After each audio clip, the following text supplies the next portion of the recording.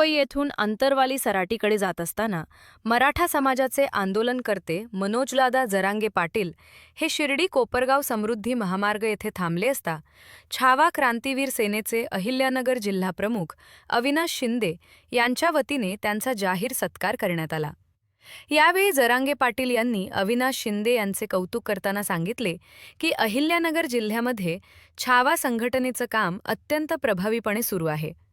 असंच सामाजिक कार्य सातत्यानं सुरू ठेवा अशा शब्दात त्यांनी शुभेच्छा दिल्या।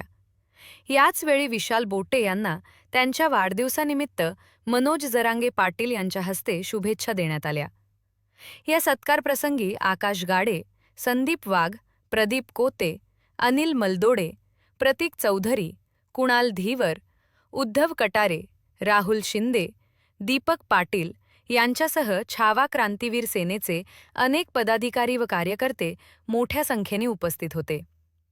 या भेटीमुळे छावा संघटनेच्या कार्याला नवी ऊर्जा मिळाल्याची भावना यावेळी उपस्थितांमध्ये दिसून आली।